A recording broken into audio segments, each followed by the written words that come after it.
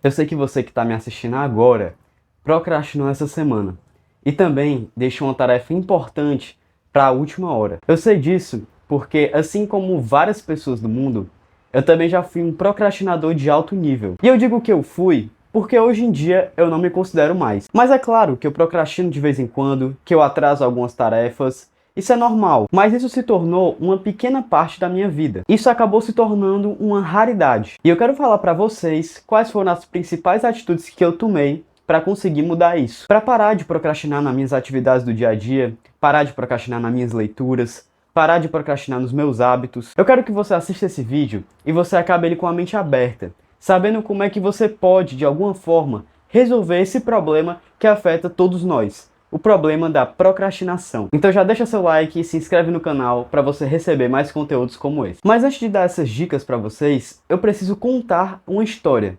Contar a história de quando eu tive o choque da realidade de que eu era um procrastinador. 3 anos atrás, quando eu trabalhava como CLT e fazia faculdade de noite, todos os dias eu acordava às 6 horas da manhã, fazia meus ovos mexidos, as minhas torradas, beber meu suco de uva, todo dia. E nessa época eu já trabalhava de forma integral. Eram 8 horas por dia e eu tinha um cargo de muita responsabilidade na empresa que eu trabalhava. Todo dia eu chegava no meu escritório, que era dentro de um galpão logístico, e era como se todo dia eu entrasse dentro de uma caixa. Porque o ambiente de um galpão logístico, pelo menos o meu, ele era muito cinzento. E também era barulho o tempo todo, daquilo das pessoas mexendo no estoque, trocando produto, embalando produto. Então parecia que eu entrava numa caixa que toda hora estava sendo chutada, porque era um local cinzento com barulho o tempo todo. E claro, né, que todo dia eu já chegava resolvendo problema, era problema o dia todo, de manhã, de tarde, todos os dias tinha algum BO para resolver. E depois de um dia cansativo resolvendo um problema, eu tinha que ir para a faculdade, ficar lá das 17h30 até as 9 horas da noite.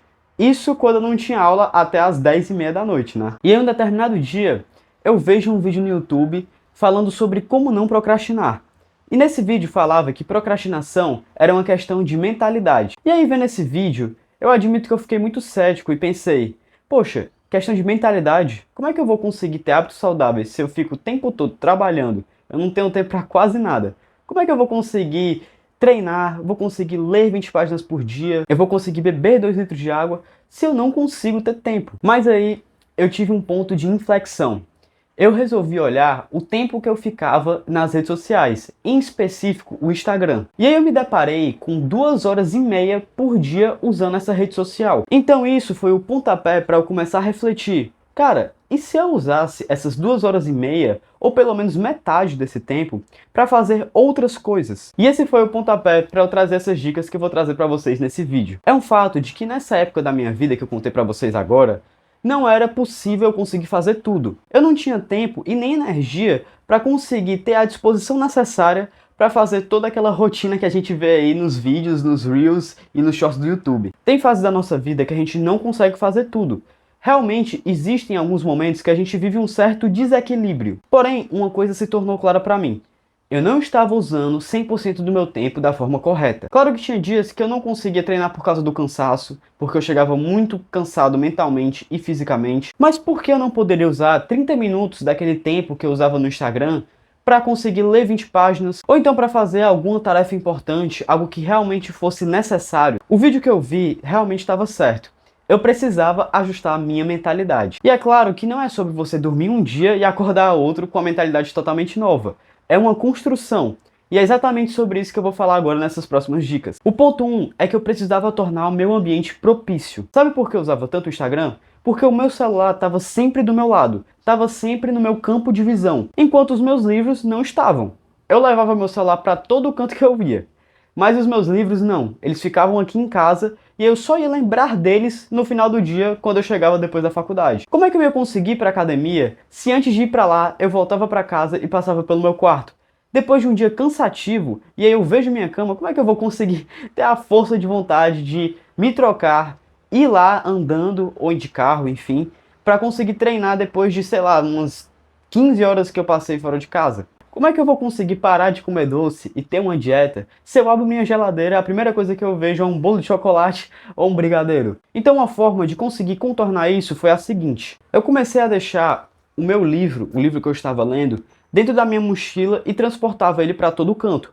Assim, no intervalo entre as aulas, ou então no meu horário de almoço, lá no meu trabalho, nesses pequenos períodos de tempo, eu usava para ler. E dessa forma eu conseguia sempre bater minha meta de 10 páginas por dia. De pouco em pouco eu conseguia completar esse hábito. Segunda coisa foi levar minha roupa de academia comigo para a faculdade. E ao invés de voltar para casa, eu já tinha lá a roupa comigo, eu só precisava me matricular em uma academia perto da minha faculdade, acabava a aula, eu já ia direto. Eu nem pensava. Já estava com tudo que eu precisava e só precisava ir andando para essa academia. Para comer saudável, eu tentava deixar minhas marmitas já feitas, as comidas já separadas, para que não tivesse a chance de eu ver lá no trabalho algum bolo, alguma coisa e querer comer. Porque eu já estava com a comida que eu precisava, então eu já ficava satisfeito e não tinha vontade de comer outras coisas. E para beber água, eu comecei a levar uma garrafa térmica, essa aqui tem 700 ml, a todo canto comigo. Então eu sempre via a garrafa e me lembrava que eu tinha que beber água. Isso é modelar o seu ambiente. É você deixar o seu ambiente propício para o que você precisa fazer. Inclusive, isso linka com a segunda dica que eu vou dar agora. Tenha um sistema de organização. Uma das principais coisas para você deixar de ser um procrastinador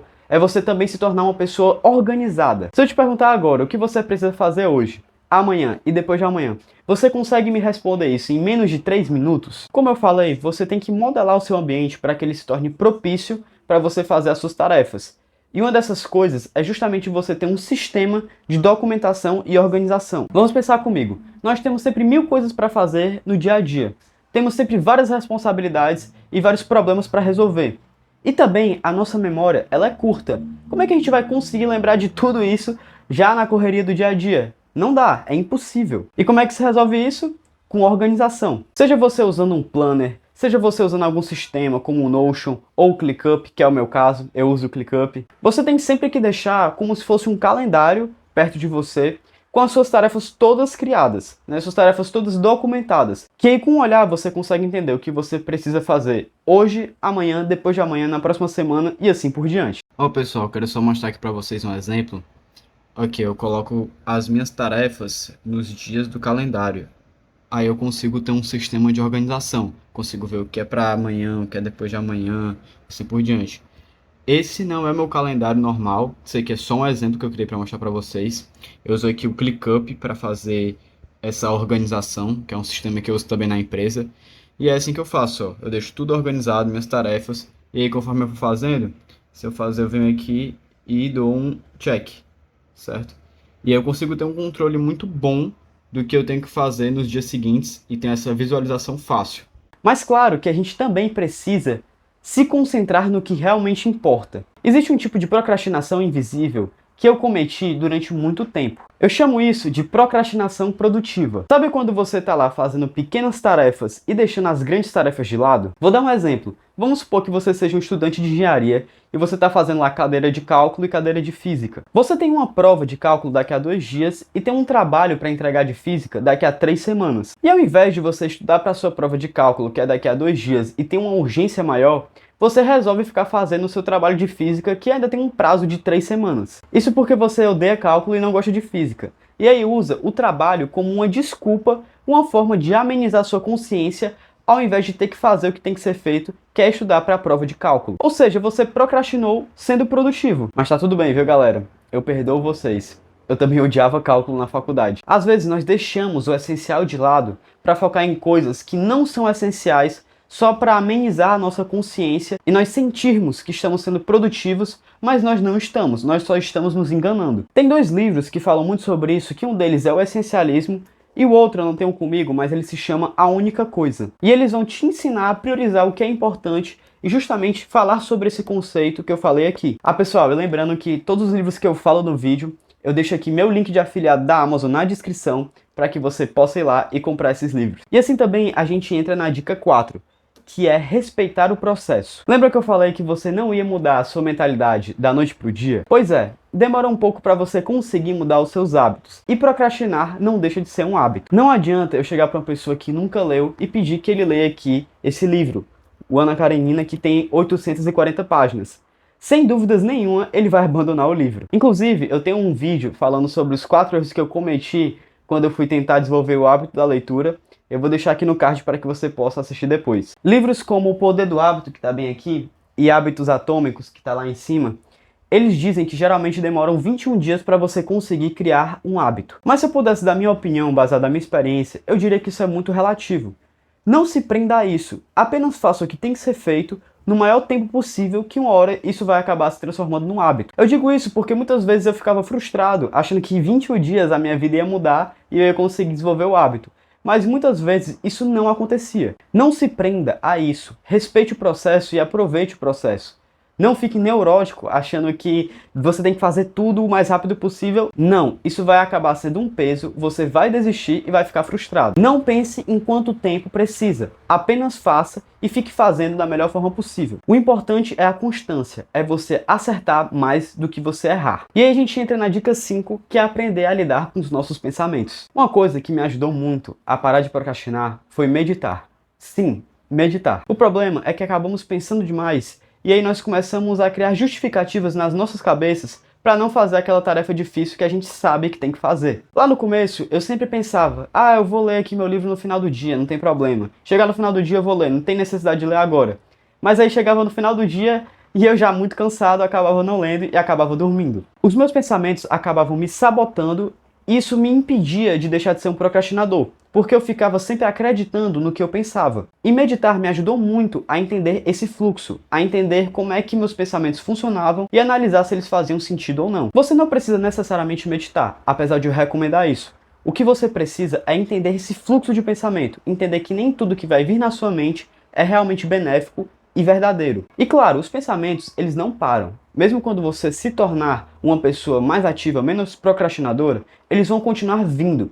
Só que você vai aprender a lidar muito melhor com eles e vai entender como eles funcionam e assim eles não vão te atrapalhar. Pessoal, claro que outras coisas como ter hábitos saudáveis, comer bem, dormir bem, isso ajuda também, é claro. Mas geralmente essas coisas demoram para serem construídas e vão sendo construídas paralelamente enquanto você deixa de ser um procrastinador. Eu recomendo que você comece pelo que eu falei, comece pelo básico, se torne uma pessoa organizada, aprenda a lidar com seus pensamentos, modele o seu ambiente e aí você vai desenvolvendo tudo ao mesmo tempo. E claro, sempre se lembre de celebrar as pequenas vitórias.